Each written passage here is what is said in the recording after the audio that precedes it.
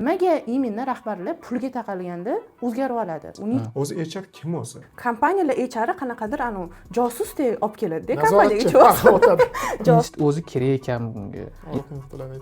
Og'ir qilib o'ch qoladi, chunki Aslida rahbarlik bu hokimiyat emas, rahbarlik bu mas'uliyat degani. Oy, men такой HR manku, tipa. Qo'limni ko'taraman. Ishing boshingda qolsin. Diqqatdan bilim oldi Alisher Sayevdan, faktordan, boshqa inson, boshqa qanaqilardan. Men ushchumiz kim haqida gapirayotganingiz? HRlar juda kibrli, osmon bo'lib yotibdi. Ular bilan Oliy ma'lumotli bo'lib turib, taksi haydayotgan odamlar ko'p. Rahbar o'zi vazifani to'g'ri taqsimlashni bilmaydi. rahbar уже hozir xodimlar bilan напрямую gaplashgisi kelmayapti, chunki Kamchilik, aybdorlik qismini unga singdirish ular va bilan gaplashib olmaydi. Ular hech kimni eshitmaydi, yangi xodimni ham bir tiyinga olmaydi. O'sha korxonani ichida o'zi banda borligini bilmaydi rahbar. Kompaniya faqat o'zini chiroyli tarafini ko'rsatadi hammaga. juda ham og'ir tazyiqqa tushib qoldingiz. Siz aytgan va'dalar bajarilmagan. Dabro berib qo'yish. Davlat berishda tegdi nima yotibdi? Если siz o'zingiz yaxshi ko'rgan ishingizni qilayotgan bo'lsangiz, pul o'zi oqib keladi. Assalomu alaykum do'stlar, barchangizga bugungi kun imенно HR Profi agentligi bilan birgalikda jamoamiz bilan kelishgan holatda siz bilan foydali ma'lumotlarni berish maqsadida ushbu podkastni boshladik. Komandamiz va jamoamiz a'zosi bilan tanishib olishingiz mumkin. Ushbu joyda aynan HR mutaxassislari tashrif buyurgan. Orifjon Tursunboyev, HR Profi agentligi asoschisi Orifjon hamda Nazokatxon HR mutaxassisi hisoblanadi. Va men Elnur Abduqodirov, HR mutaxassisi hamda HR Profi agentligi asoschilaridan biri bilan. Iltimos, o'zingizni yaqindan tanishtiring, Orifjon. Xo'p. Meni ismim Orifjon Tursunboyev, asosan HR sohasida 7 yildan ishlab kelyapman. Hozirgi kunda kompaniyalardan, ya'ni 30 dan oshiq kompaniyalar hamkorlikda ishlab kelganmiz va kompaniyalarga hozirgi kunda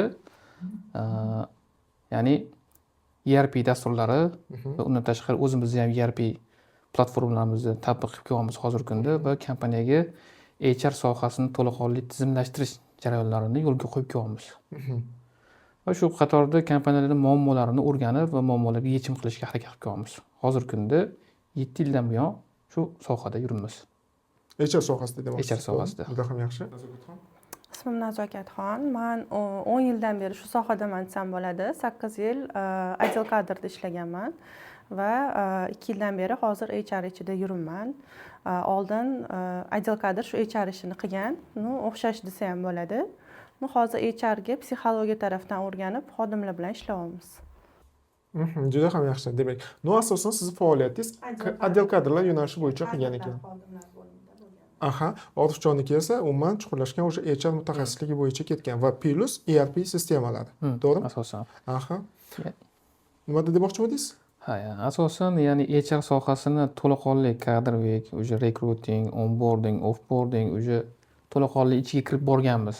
Ya'ni kompaniyada team building o'tkazish, korporativ madaniyat, servis tizimi o'zi qanaqa qurish kerak. Bu narsalarni to'laqonli ichiga kirib borish ko'pchilik kompaniyada yuzaki qaralishi mumkin, lekin biz to'laqonli ichiga kirib har bitta jarayonga yondashuv qilamiz. Shu holatda kompaniyani to'laqonli tizimga qo'yishimiz mumkin bo'ladi. Yaxshi, menda bitta savolda qarang. HR mutaxassisi, HR deymiz, lekin tushunishim bo'yicha ko'pchilik HRdan xabari yo'q. To'g'ri, Toshkentda, misol uchun Toshkentning o'zida tadbirkorlar bilishi mumkin, odamlar eshitgan bo'lishi mumkin, unda ham kimlardir orqali, rahbarlar orqali. Lekin HR haqida aniq bir tushunchaga ega emas. O'zi HR kim o'zi? Nima faoliyat bilan shug'ullanadi va kompaniyalarda, korxonada qanaqa roli bor va hozirgi kunda talab qay darajada yuqori?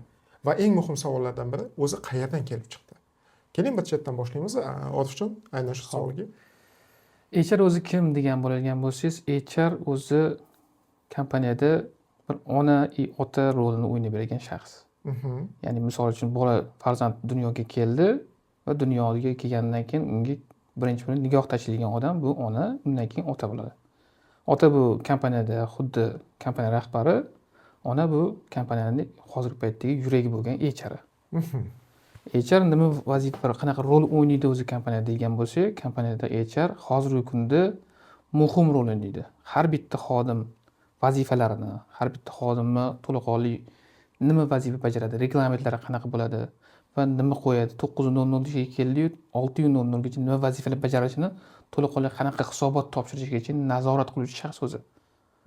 Nazorat ham qilib turish ham kerak o'zi, chunki kompaniyada hisobot yo'q ekan hech kim hech narsani tushunmaydi ham, bilmaydi ham, o'rgana olmaydi ham, qila olmaydi ham.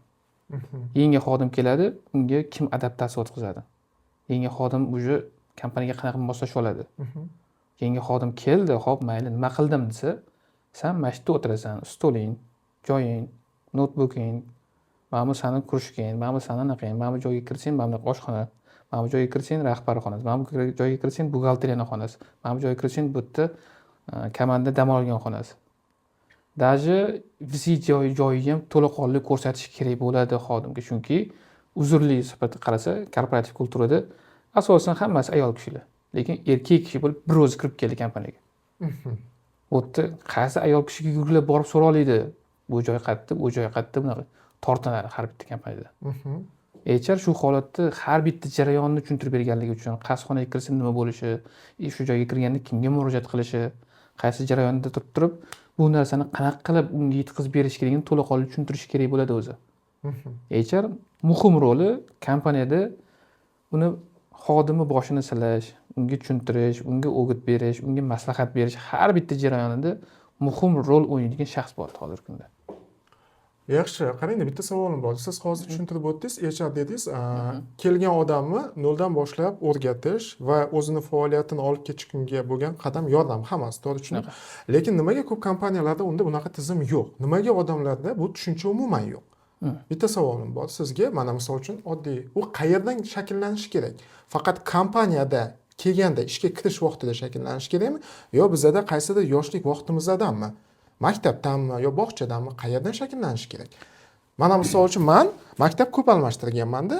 Maktab almashtirganimda rostini aytaman, bitta sinfxonaga olib kirib qo'yishadi, qolganini men bilmasdim. Qo'rqib o'tiraverdim. Siz aytgandaqa zarurat tug'ilsa hojatxonaga borishni ham bilmasdim, so'rashni bilmasdim, hech kim tanishtirmasdi. Даже obed qattiqligini bilmasdim-da, men ochamni qolib ketardim. Bu bitta menda emas, ko'plab joylarda bo'lgan. Ko'p joyga ishxonaga borganimda ham siz aytgandaqa ayol kishi kollektivlar bo'lsa, menga so'rashgan oqilay bo'lgan. Hamma o'zicha turib chiqib ketgan, meni prosta olib kelib qo'yishgan. Endi bu o'zi qayerdan shakllanishi kerak deb o'ylaysiz? Xo'p. O'zi O'zbekiston mintaqasida qanaqa holat, muammoli holatlar bor desak, bu muammoli holatlarda aynan kompaniyalar oddiyroq. Kompaniyalar ko'pincha korporativ kulturani qanaqa shakllantirish tushunmaydi o'zi. Bozorda jaydarcha ishlab kelgan va o'sha ishlab kelgan narsani to'laqonli nazorat qilishni tushunishmaydi. Savdo bo'lgan, sotuv bo'lgan, o'sha mijozlar o'zi kelgan. Shu bilan bir qatorda ish yurib ketavergan o'zidan o'zi. Lekin hozirgi bozor tendensiyasidan kelib chiqqan holatda bu narsa iloji bo'lmayapti ham. Qattan shakllanishi kerak degan narsaga o'zi boshma-bosh o'zi nima ochyapman, nima uchun ochyapman va bu narsani kim bilan qilaman, qanaqa komanda yig'aman deb boshma-bosh shakllantirib kelish kerak. Agarda yoshligimizdan shakllangan narsa o'zi bog'cha tarbiyasidan boshlasak, ota-onalar kimga beryapmiz va qanaqa qiymat olyapmiz o'sha bergan joyimizdan deb tushunish kerak o'zi. Va maktabga bergan taqdirimizda ham maktabdan o'zi nimalarni o'rganib kelyapti o'zi, qanaqa ko'nikmalari oshib boryapti o'zini va unga qanaqa bilim tajribasi yig'ilib boryapti haligi yosh bolani o'zida. Undan keyin kollej bor edi. Hozirgi paytda kollej yo'q. Oldin kollej bor edi. Endi hozirgi paytda esa texnikum bor. Texnikumdan keyin hozirgi paytda institut bor. Lekin institut o'zi kerak ekan bunga. Institutdan tashqari hozirgi paytda har xil mini kurslar chiqib ketyapti. Misol uchun oliy ma'lumotli bo'lib turib taksi haydayotgan odamlar ko'p. Sabab nimada? Chunki ko'nikmasini to'g'ri shakllantira olmagan. Bilim darajasi bor, hamma narsasi bor. Odamlar bilan bemalol muloqot qila oladi, odamlar bilan yaxshi chiqisha oladi. Lekin tushuncha, ko'nikma to'g'ri yo'naltirilmaganligi muammo. Bitta savolim bor, mana shu joyda ko'pchilik taksi bilan shug'ullanyapti, diplom bor deyapsiz. Muammo ko'nikmasi shakllanmaganidan yoki muammo aslida u kasbni noto'g'ri tanlaganligidanmi? Qaysi biri deb o'ylaysiz? Ko'nikma o'zi qatdan kelib chiqishi kerak o'zi.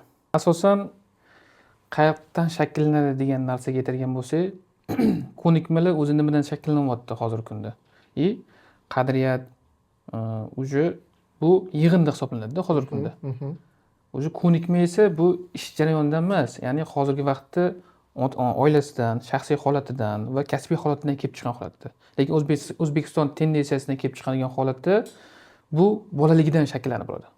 Ya'ni sen mana bu ishni qilib ko'r, ya'ni buyruq sifatida beriladi.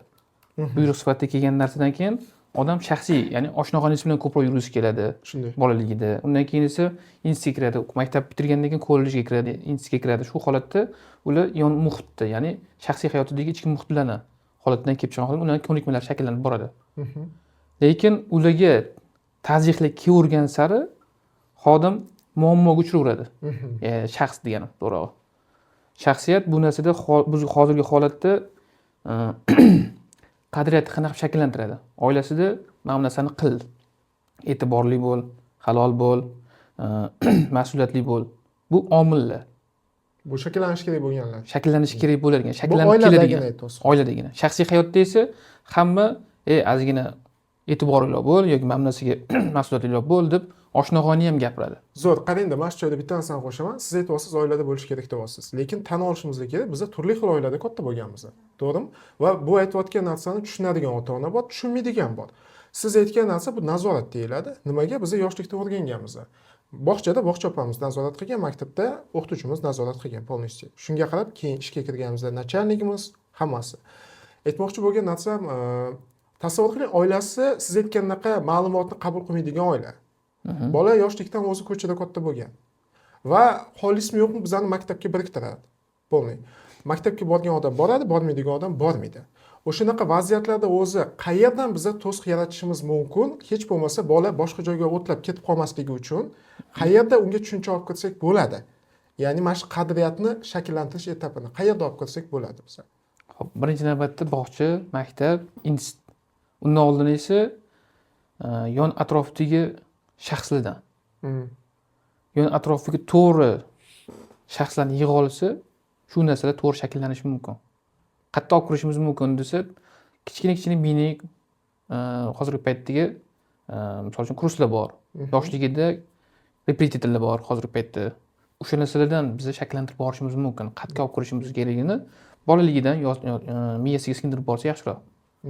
Ungacha qiyinchilik bo'ladi.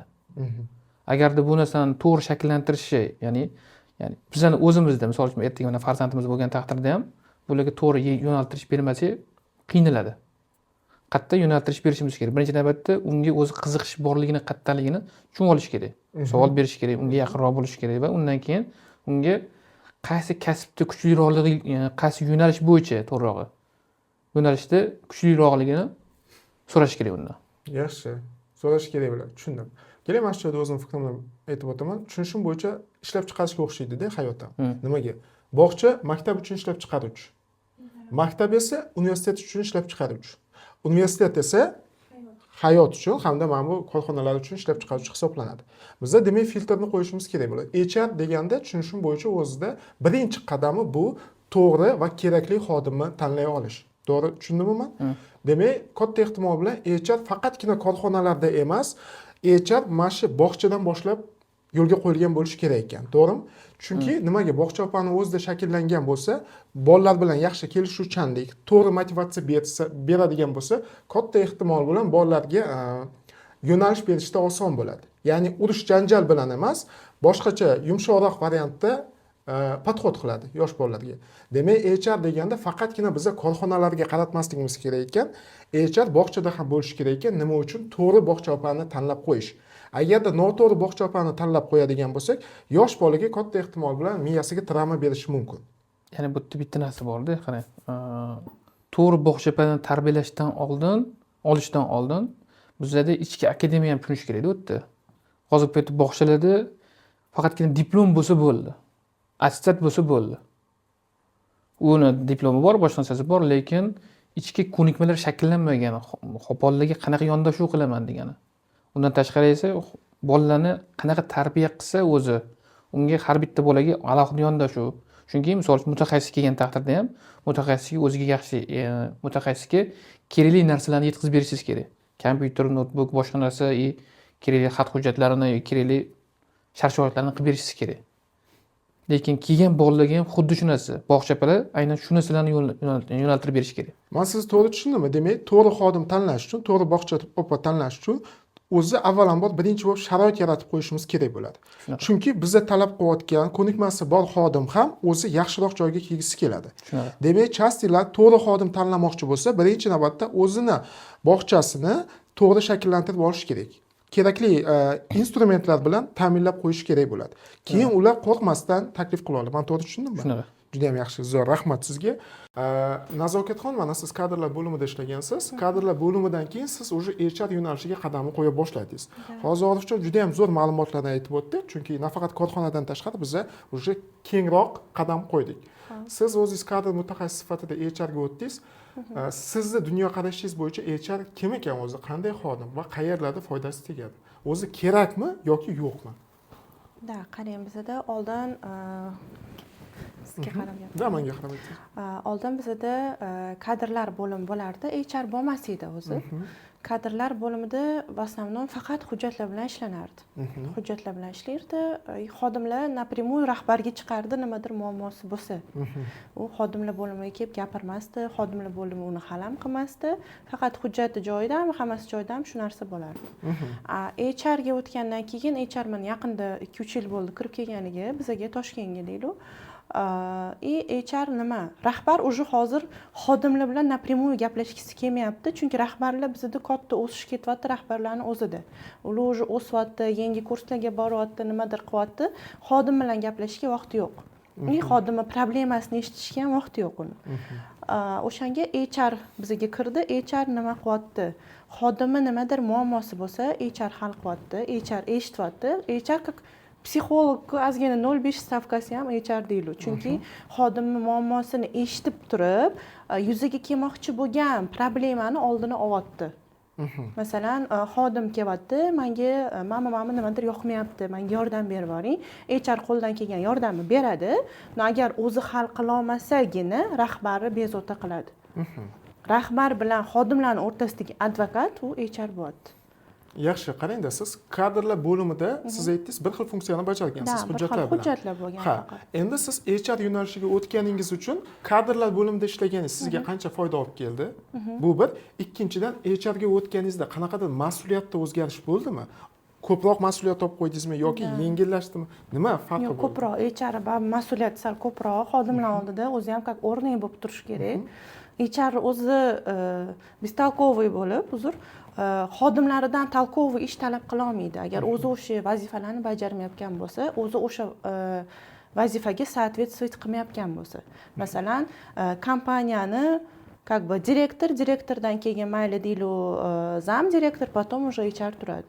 Chunki u baribir hozirgi ko'p kompaniyalarning problemasi, menga ko'p shu bo'yicha murojaat qilishadi. HRlar juda kibrli, osmon bo'lib yotibdi. Ular bilan gaplashib olmaydi, ular hech kimni eshitmaydi, yangi xodimni ham bir tinga olmaydi. Ular как бы Oy, men такой HR man-ku, типа, mana shunaqa na волне-da, звездный час bo'lib yotibdi. Хотя на самом деле, bundoq o'ylab qarasangiz, gaplashsangiz hech nimani tushunmayapti. Shu aytayotganim, HR ham o'ziga yarasha o'zini anaqasi bor, vazifalari bor-da. Yangi kelgan xodimni adaptatsiya jarayonida o'zini qarindoshi keldi yoki kimnidir keldi, bolasidek, Orif aka aytganlaridek, bolasidek tarbiyalab, senga men bog'chaga ham yangi bola kelganda, adaptatsiya jarayonida bog'chapalar unga ko'yniga qaraydi, yaxshi aniq qiladi, tushuntiradi, qayerda nima bor, nima qiladi, o'shani hammasini HR qiladi. Bu adaptatsiya jarayoni. Adaptatsiya hammada bo'ladi, ishda yangi joyga o'tgandan keyin yangi kollektivga tushib ketguncha adaptatsiya bo'ladi. Yangi ishga kirib ketguncha adaptatsiya bo'ladi. U hamma ответственность HRda. Agarda xodim bir hafta, 2 hafta ishlayapti, adaptatsiya yaxshi qila olmayaptimi, уже bu HR aybi deb o'ylayman. Shunaqa. Yaxshi, qarang-da, bitta savolim bor. Mana kadrlar bo'limida siz ishlagansiz 8 yildan oshiq. Agar HR ga o'tganingiz bo'lsa, уже 10 yildan oshyapti sizda polniy xodimlar bilan ishlashga. Bitta savolim bor. Kadrlar bo'limida ishlagansiz va stabilniy bo'lgan o'tda. Endi siz HRlikka o'tdingiz va siz aytdingiz 2-3 yil. Aslida undan ham sal ko'proq bo'ldi HR kirib kelganiga va HR mutaxassislari oldindan bo'lgan, faqatgina chet kompaniyalarda ishlashgan va O'zbekiston bozorida ham bo'lgan. Faqat bunaqa populyarni eshitmagan odamlar. Kimdir HR bo'lib haqiqatan chetdan o'rganib kirib kelgan yoki kimdir bo'ladigan bo'lsa, kadrlar bo'limida ishlab, bugundan boshlab sen HR san deb yuklab qo'yishgan. Shu sababli ham bo'ldi HR ekanman deb turib, hali HR mutaxassislik kasbini chuqur tushunmasdan turib, kibrga berilgan holatda salgina xodimlarga nisbatan hurmatsizlik bo'lyapti, yuzaga kelyapti. To'g'ri tushundimmi? Hurmat qilmagan xodimni hurmat qilmagan boshliq, HR тоже boshliq hisoblanadi.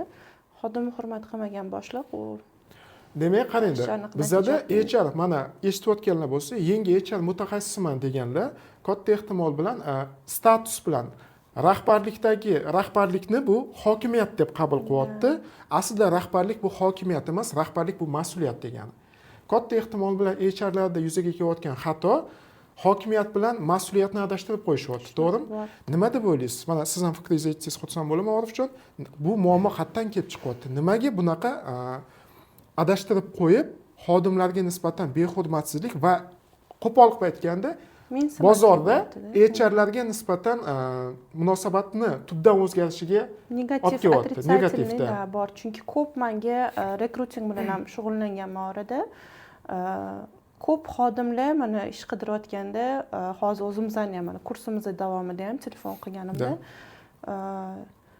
HRdan juda yaxshi emotsiyada emasda, ya'ni fikri yaxshi qolmagan. Bitta ikkita joyga ish qidirib borgan, HR bilan gaplashgan, HR hech nimani o'zi bilmaydi. Masalan, angliskiy maktabga borgan bitta xodimimiz HR angliskiyni o'zini bilmaydi. Suhbatni anglischada olib bora olmayapti. Masalan, oddiy savollarni даже suhbatga chaqirgandan yoki suhbatga kelgandan keyin podgotovka bo'lish kerak-da. Или хотя бы o'zini blankalari bo'lish kerak. Hech nima yo'q, savolga javob bera olmayapti. Faqat IELTS bo'lsa olaman deyapti. Хотя u xodimimiz 14 yil Amerikada yashab kelgan. Zo'r. Qarangda, mana shu joyda hozir savolimni berdim-ku. Savolimdan oldin bitta yakuniy xulosaga kelib olamiz. O'zi oldin kadrlar bo'limi bo'lgan va HRga muhtojlik sezilmagan. Nimaga siz davlat ishida ham ishlagansiz, lekin siz hozir gapiryapsiz, tadbirkorlar o'zini ustida ishlayapti va vaqti yo'q xodimlar bilan ishlashga. Qarang. Ba'zi rahbarlar bor, vaqti yo'q xodimlar bilan ishlashga. Ba'zi rahbarlar bor, vaqt bo'lsa ham qanaqa ishlashni bilmaydi. Ikkalasi ikki xil narsa-da. Chunki nimaga bor rahbarlikda o'zi xodimlar bilan qanaqa gaplashish kerak, qanaqa podxod qo'yish kerak.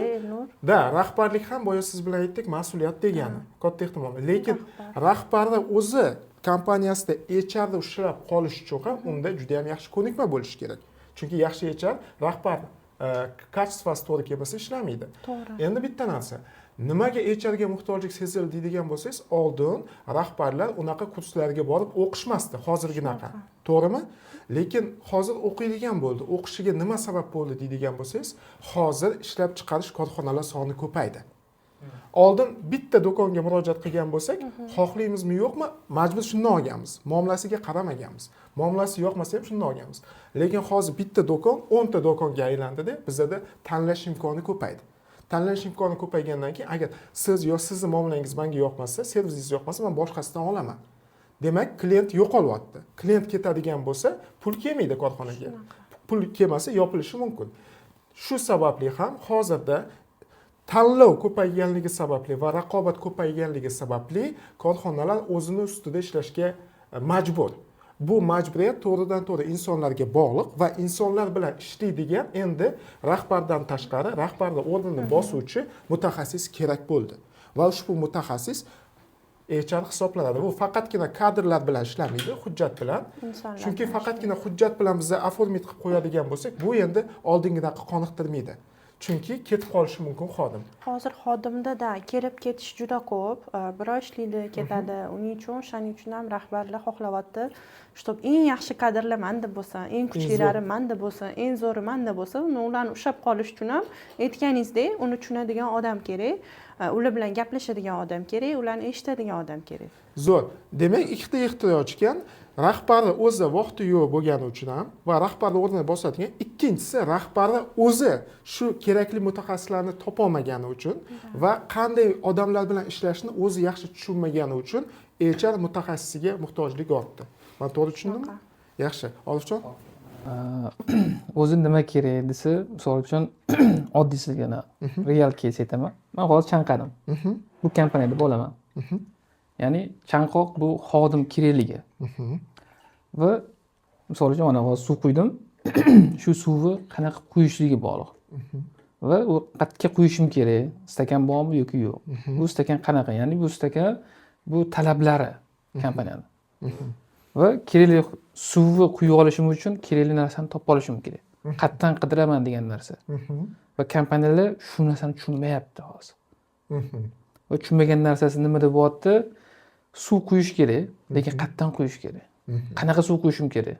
gazlimi gazsizmi yo boshqa narsami muammo nimada emas kompaniyada emas kompaniya tushunmayotganligida tushunishni ham xohlayman. zo'r mana shu joyda bitta narsani aytdingiz zo'r o'xshash kompaniya tushunmayotganligida kompaniya tushunmasligini ildizi qayerda Yo, rahbarchi tez va hozir xohlayapti. demak Tushunishni xohlayapti. kompaniya tushunmayaptimi yo kompaniya rahbari tushunmayaptimi kompaniya egasi tushunmayaptimi kompaniya egasi har qanaqa joyda o'qiyapti bilim oshiryapti boshqa narsa qilyapti va bu narsani o'zini biznesiga qaraganda tezroq o'xshatsa bo'ladi va yangi kelgan xodimga kerakli ma'lumotni emas o'zi biladiku yaxshi biladiku o'zi qilsin aha undan esa kamchilik aybdorlik qilsin unga singdirish va yaxshi harakat qilayotganligini tushuntirish va undan keyingisi eng oxirgi nuqtasi bu unga presselni tirash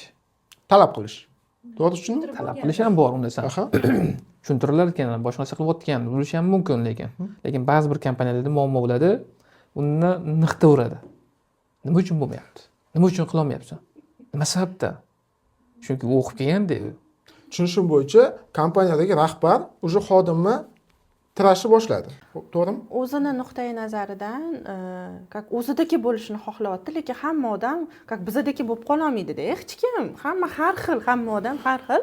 No, odam kelgandan keyin, mana shu chuvamiz kim haqida gapirayotganingizni, просто xodim kelgandan keyin xodimni aytganimdek adaptatsiyasi bor, o'sha kompaniyaga mos tushishi bor, o'sha kompaniyani to'liq rostdan vazifalari berildimi? Agar bitta xodimga o'zini vazifasidan tashqari yana vazifalar berilayotgan bo'lsa, u уже xodim sochilib qoladi. universal xodim Da, уже sochilib ketadi. U rahbar xohlagan natijani baribir bera olmaydi, chunki uni vazifasi mana bunaqa ildizdek bo'lib yotibdi. demak tushunishim bo'yicha rahbar o'zi vazifani to'g'ri taqsimlashni bilmaydi va eng yomoni kimga taqsimlashni qanaqa vazifani kimga berish kerakligini bilmaydi demak tartibni bilmaydi to'g'ri tushundimmi biz HR mutaxassis sifatida birinchi navbatda tartibga keltirishimiz kerak bo'ladi ikkinchi masala sizni gapingizni eshitishim bo'yicha rahbar tezlik shoshib ketayotgandek tuyulmayaptimi rahbar chunki nimagaligini sizga aytaman hamma narsani ketma ketligi borda demak rahbar boshqa joyda o'qib kelyapti bitta ma'lumotni oldi birinchi qadamni qo'yishimiz kerak dedi birinchi qadamni qo'ydi to'g'rimi birinchi qadamni qo'yib o'sha qadamni endi rivojlanayotgan vaqtida boshqa joyda o'qib keladida qanaqadir ma'lumotni oladi biza tezroq qilishimiz kerak deb sразу 5-9 qadam qo'yib yuboradi o'sha vaqtda hali fundament mustahkam bo'lmasdan turib tepaga sakrashga harakat qiladi buni natijasida birinchi etapda turgan xodimlarga juda katta nagruzka tushadi nagruzka tushgandan keyin siz aytgandaqa universalga aylanadi chunki tezroq qilish kerak u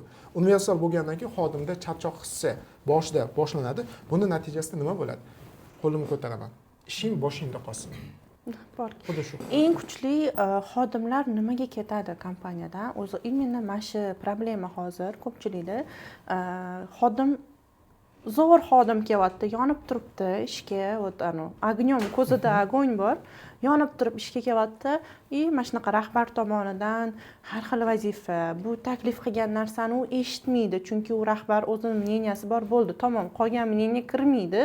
Уже u xodim 1 oy ishlaydi, 2 oy ishlaydi, уже so'nadi. Потому что rahbar uni eshitmayapti.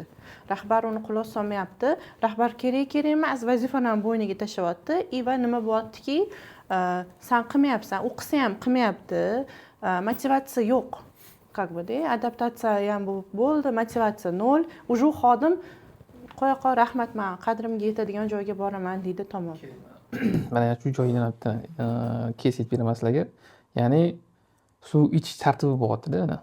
Har bitta inson har xil suv ichadi. Lekin ichayotgan insonga bog'liq qanaqa suv ichishi. Yo gazli ichadi yoki boygan narsa yana. Lekin men 30 dan oshiq kompaniyada ishlagan bo'lsam, 30 dan oshiq kompaniyada har xil rahbarlar bor. Faqatgina uni talqini boshqacha. Har bitta kompaniya rahbari toki o'ziga tushadigan inson uchratmaguncha hammaga negativ. Lekin bir xil rahbarlar bor, tushsa tushmasa unga negativ bermaydi. Misol uchun nafaqat qadriyat, bu tarbiya degan narsalar bor. Tarbiyani tagida ham qadriyat yotadi. Tarbiya qadriyatdan oldin kelayotgan narsa. Qadriyat keyin shakllanadi. Yosh bolaga birinchi marta tarbiya berayotgan holatingizda unga qadriyat singdirib qo'ya olmaysiz. Lekin siz aytyapsiz, o'sha xodim kelgan vaqtida o'sha shakllanib bo'lgan bo'ladi-yu tarbiya. shakllanib bo'lgan bo'ladi, lekin o'sha kelgan vaqtini o'zida misol uchun bola dunyoga keldi, unga chiroyli tabassum, samimiylik va unga hissiyot ulashiladi. Va undan keyin unga mana bunaqa narsa to'g'riroq, Zo'r. mana Qarang, bunaqasi yaxshiroq. mana shu joyda bola dedingiz. Demak, HR deganda biz to'g'ri har kim o'z vazifasini bajarish deyapmiz. Demak, HR faqat kompaniyalarda emas, bolalikdan taqalyapti ekanda. Chunki nimaga? Bola tug'ildi, har kim o'zining vazifasi bor. Otani o'zining vazifasi bor, mehr berish uchun onani o'zining vazifasi bor. Va ikkita vazifa balansda bo'ladigan bo'lsa, farzand yaxshi shakllanadi. To'g'ri tushundimmi? Demak, faqatgina bolani onasi siz deb yuklab qo'ymaslik kerak, ota ham o'zining majburiyatini olish kerak bo'ladi. To'g'ri tushundimmi? Demak, HR funksiyasi, strukturasi bolalikdan o'zi hayot boshlangandan shakllangan ekanda. Shundaymi? Shunaqa. Juda yaxshi. Shu holatda har bitta kompaniya hozirgi kunda qiynalayotgan narsasi o'zini pozitsiyasini ushlab olishda qiynaladi. Va kelgan xodimlarni qanaqa to'g'ri tarbiya qilish va nimalarni yo'lga qo'yish va eski xodimni, ya'ni ko'pgina kompaniyalarda mana shunaqa muammo bor. Eski xodimni bo'shatish qiyin. Chunki kompaniya rahbari qadriyatga ega, o'qigan joylarda atrof muhitdagi insonlar ham qadriyatli insonlar va xodim bo'shatmasdan oxirgi imkoniyatgacha ber degan narsani o'rgatgan kompaniyalarga. Va shu holatda ho'playotgan suvni shoshilib qo'yib ichishi bor.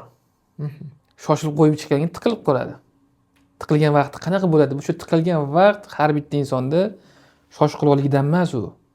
U tushunmasdan qanaqa suv ichayotganligini bilmasdan ichayotganligida. Zo'r. Qarangda, siz zo'r gap aytdingizda, xodim haqiqatan xodimlarni ishdan bo'shatish bu oxirgi chorada, lekin ikkinchi holat bor.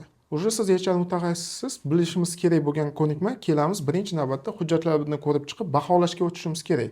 Nimaga? Baholay olishimiz kerak. O'zi haqiqatan ushbu lavozimda turgan mutaxassis haqiqatan loyiqmi bu lavozimga? Ko'nikmalari yetarlimi? Ikki xil ko'nikma bor. Soft skills, hard skills. Soft skills bu insoniylik qadriyatlari, tinglash, hammasi, sabrga chidamlik. Hard skills bu nima qo'ldan keladi? Immuniy kasbida. Tasavvur qiling, 10 yildan beri ishlayotgan xodim bor. Уже biza kirib keldik. Hozir kompaniya egasi uni bo'shatmaydida bizaga yana o'rgat deydi. Lekin nima deb o'ylaysiz? 10 yil davomida o'rganmagan xodim yana o'rganishi mumkinmi? Biz behuda vaqt sarflab qo'ymaymizmi unaqa odamga? Ya'ni insonga chanqab turgan bo'lsa, yetarlicha miqdor berish kerak. Agar undan ortig'ini icholmasligi aniq o'zi u, o'sha patolog to'ldimi, oshqozon to'ldimi, bo'ldi. Suv qayta qancha quymasin, mana shu idishga suv to'liq qolib quysam ham, lekin bundan toshadi babriga. Hajm shuncha chunki. Va o'sha holatda uni o'sha olish kerak. Boshqa xodim qo'yish kerak. Ha, ya'ni ichki tartib qoidadan kelib chiqqan holatda, ichki nizomdan kelib chiqqan holatda va korporativ kulturadan kelib chiqqan holatda kompaniya oliy maqsadi va ichki qadriyatlarga asosan unga imkoniyat berish kerak. Undan keyin bo'lib to'xtatish kerak. Tushundim. Demak, qarangda, birinchi navbatda audit bo'ladi. Aniqlab olishimiz kerak. Chunki xodim haqiqatan ham o'rganish qobiliyati yo'qmi, yo bo'lmasam umuman o'rgatilmaganmi? Chunki faqatgina bitta tomon bilan ko'ra olmaymiz tangani. Rahbar bizga ma'lumot beradi, rahbar o'zining dunyoqarashidan kelib chiqib. Lekin xodimlar bilan gaplashganimizda butkul boshqacha taassurot olamiz. Demak, ikkita tomondan ma'lumot olib, o'rtada balans ushlagan holatda biz imkoniyat berishimiz kerak. Yo bo'lmasam xayrlashishimiz kerak. Buni hammasi demak biz birinchi navbatda audit qilib ikkita tomondan ham to'g'ri ma'lumot olishimiz kerak. Nafaqat to'g'ri ma'lumot xodimlarga nisbatan imkoniyatlar, haqiqatan ham ishlash sharoiti to'g'ri keladimi yoki yo'qmi? Haqiqatan kerakli instrumentlar bilan ta'minlaganmi yo'qmi? 10 yil davomida rahbar qanchalik va'dasida turib kelgan? Demak, ikkalasini ham hisobini olib, keyin bitta xulosaga kelishimiz mumkin. To'g'rimi? Liba o'qitamiz o'stirish uchun. Liba oxirgi imkoniyat agar zarurat tug'ilsa almashtirish. Bu oxirgi etap. To'g'rimi? To'g'ri. Va shu holatda ikkita taraf emas, uchta taraf eshitilishi kerak o'zi. Ya'ni hozirgi vaqtda 360 gradusda audit degan narsa bor. Va feedback degan narsalarimiz bor. Feedbackda qanaqa bitta xodimni 360 gradus aylantirsangiz, u bekitayotgan narsasi ko'rinish boshlaydi. Odam misol uchun mana yuz tuzilishi bo'lgan bo'lsa, mimikasidan sizga qarab turibdi va sizga chiroyli gapiryapti. Lekin orqadagilar-chi? Orqadagilar nima deyapti unga? Orqasida balkim tirkaklari turgandir uning uchun. xodimlarni, ya'ni bitta kompaniyada zo'r xodim bor, lekin unga tatbiq beradigan, o'sha narsaga ko'mak beradigan xodimlar ham bo'ladi orqasida. Misol uchun bitta kompaniyada 100% xodim, lekin 30% faqatgina negativchilar bo'ladi. 60% negativchilar bo'ladi. Faqatgina 10% o'z ishini qiladiganlar. 60% faqatgina u yoqdan bu yoqqa, ya'ni qayiq bo'lgan bo'lsa, qayiq chayqalsa, odam u yoqdan bu yoqqa borib ko'radi-yu. Xuddi shunaqa. Yo 30% ga qarab ketib qoladi, yo 10% ga qarab ketadi. Ya'ni yeng kelgan xodimlar ham xuddi shu narsa. Yo 10% ga qarab boradi, yoki 30% ga. Uni eshitdi. Ya'ni kompaniyada nima uchun yangi xodimlar kelib tez ketib qolish holati bo'ladi. Tez ketib qolish holatida borib so'raydi har bitta xodim. Nima, qanaqa kompaniya, nima bo'lgan? Ya'ni negativchini oldiga borib qolsa bo'ldi. U uchun bo'ldi, men turib xaltamni ko'tarib ketishim kerak ekan, bu yerda menga kelishim yo'q ekan deydi. To'g'ri, ya'ni korporativ kulturani to'g'ri shakllantira olmasligi holati o'zi shakllangan holatga kelib qolganligini ko'rish mumkin bu holatda. Agarda siz professional mutaxassis olib kelganingizda bandalaringizni tezroq tozalab olasiz, o'shandan keyin faqatgina kompaniyangizda sizda 70% xodim, toza xodimlar qoladi. Va yangi xodimlar qo'shilgan sari sizning kompaniyangiz o'sadi. Bitta savolim bor sizga. Qarang-da, xo'p, bandani tozalash kerak deyapsiz. Lekin birinchi navbatda o'sha korxonani ichida o'zi banda borligini bilmaydi rahbar. Bu bir. Ikkinchidan, agarda ularni siz almashtirmoqchi bo'ladigan bo'lsangiz, o'sha bandalarning orasida ma'lumoti bor odamlar bor. Ya'ni korxona haqida ko'proq ma'lumotga ega bo'ladi. Agarda ularni ishdan oladigan bo'lsangiz, korxona ish faoliyati to'xtab qoladi yoki zararga yuradi. O'sha vaqtda qanaqa biza balans shakllantirishimiz kerak, yo'qotishni kamaytirishimiz mumkin. Bu jarayonga asosan real keyslarimiz bor hozirgi kunda, shaxsan o'zimni. Kompaniyada, ya'ni kulturada shunaqa, men bilaman, men zo'rman, menga hech narsa kerak emas va biz deydigan xodimlar bo'lib qolishi mumkin. Bu biz deganlar o'sha 10%ning ichiga kiradiganlar. Menga hech narsa kerak emas deganlar, lekin bu holatda bitta narsa bor, uchtasi bitta xodimlar ham bor.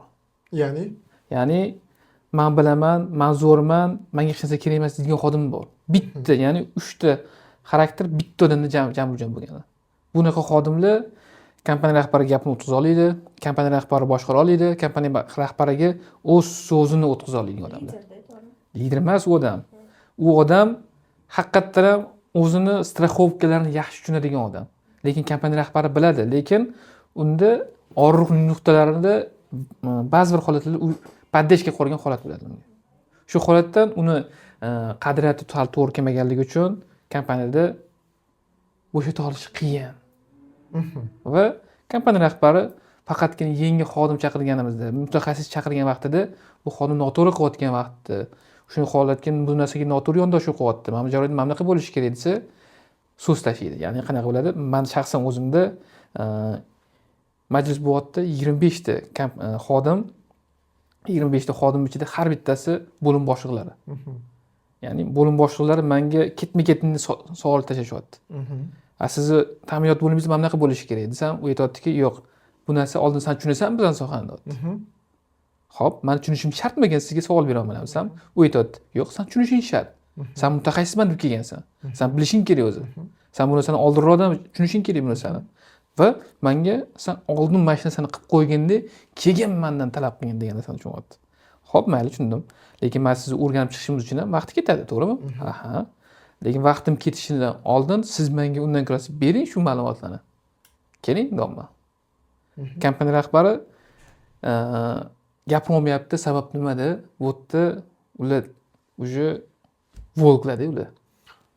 Qarangda, zo'rda bitta savolda любой qarshilikni ichida qanaqadir sabab yotadi, ildiz yotadi. Zashitada himoya yotibdi-da.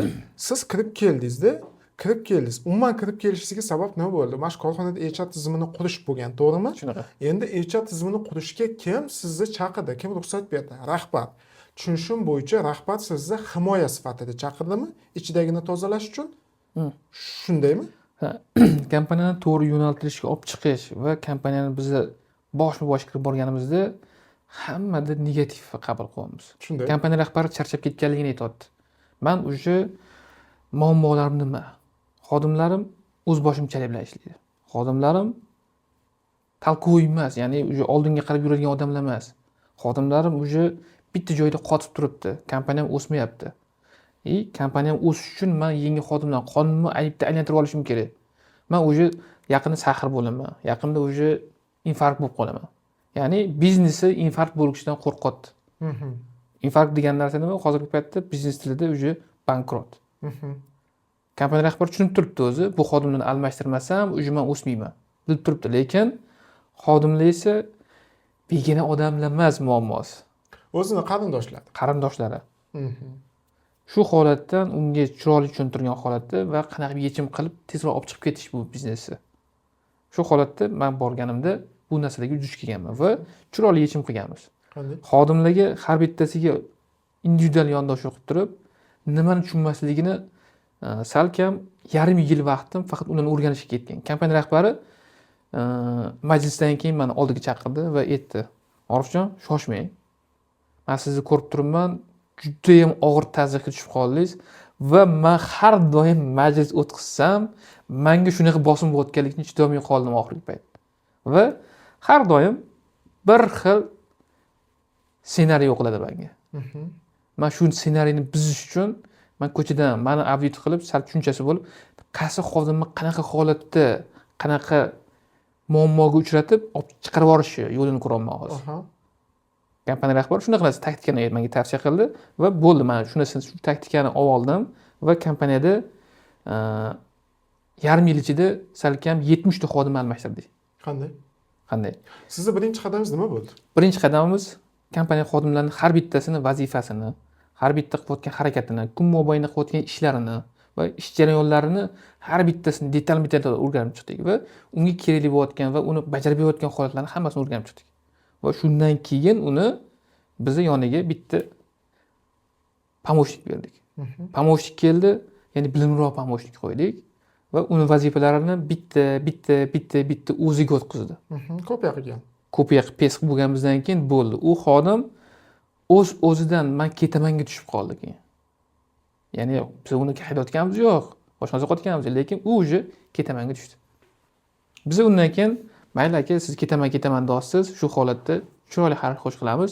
Unga qo'pol qaytganda bitta gulchambar olib berdik bo'yniga, qo'liga bitta chiroyli guldasta berdik va oq yo'l degan narsani ko'rsatdik. Sizga bitta savolim bor. Qarangda, hamma narsani kelib chiqish sababi bo'ladi-da, ildizi bo'ladi. Yaxshi, siz oqibat bilan kurashgansiz. Lekin mana shunaqa oddiy til bilan rahbar sifatida shunchalik povotini berib qo'yishga nima sabab? Qayerdan kelib chiqdi bu narsa? Vaqt va kompaniya uzoq yo'lga chiqqan vaqtida valnalar kelib qoladi yo'lda.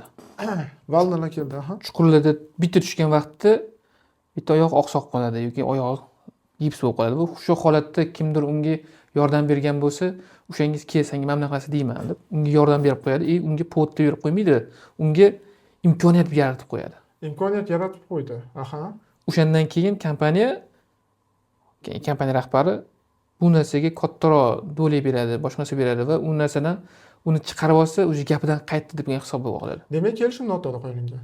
Kelishim noto'g'ri bo'lib qoladi. Buni sababi nimada?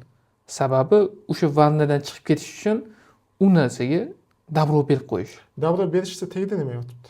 Dabro berishni tegida nima yotibdi deyapsiz. Dabro berishni tegida haligi rahbar bu yerda o'sha muammoga shu yechim bo'ladi degan fikrda bo'lishi. Zo'r.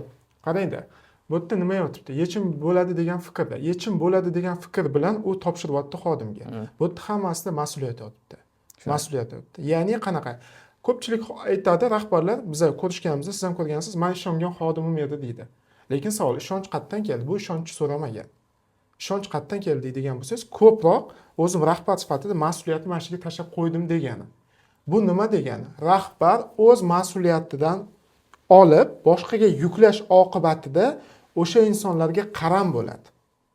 Nimaga qaram bo'ladi deydigan bo'lsangiz, rahbar o'zi yo o'tirib o'rganish kerakli ma'lumotni, u mehnat talab qiladi-da, aqliy. O'sha aqliy mehnatdan qochish natijasida biz mas'uliyatni yuklaymiz boshqalarga. Bu bizning energiyamiz tejashiga olib keladi. Natijada men xotirjam bo'lib uxlayman. To'g'ri, men xotirjam bo'lib uxlayman, lekin vaqt o'tgan sari bu gazaga ola boshlaydi. Nimaga? Men bir marta ishondim, ishim yaxshi tugadi, qolgan ishimni ham topshiraman. Bu degani har bitta mas'uliyatni unga yuklayapman degani. Demak, qayerdan kelib chiqyapti? Rahbar o'zi mas'uliyatni boshqalarga yuklash natijasida kelib chiqyapti. Yuklashda ham farqi borda. Siz instruksiya bo'yicha haqiqatdan ham mana ishlab chiqarish rahbari sifatida siz o'zingizni vazifangizni bajarishingiz mumkin, yo bo'lmasam o'zingizni vazifangizdan tashqarisini bajarishingiz mumkin. Eng katta muammo rahbarlar eshitayotganlar bo'lsa, siz xodimni vazifasidan tashqari vazifani bajarish natijasida ko'p holatda qaram bo'lasiz ularga. Qaram bo'lmasligi uchun qanaqa yo'l Chunki qo'yishimiz ishonch kerak? uyg'onadi. Ha, ya'ni ko'pchilik kompaniyaga borganimizda bitta xodim shu darajada ko'p vazifa bajaradiki, ya'ni kompaniya rahbariga yo'q demaydi. Oyligini katta qilib beraman, boshqa narsa qilib beraman, bonus qilib beraman, KPI qilib beraman, flex qilib beraman. Shu bilan ketaveradi u.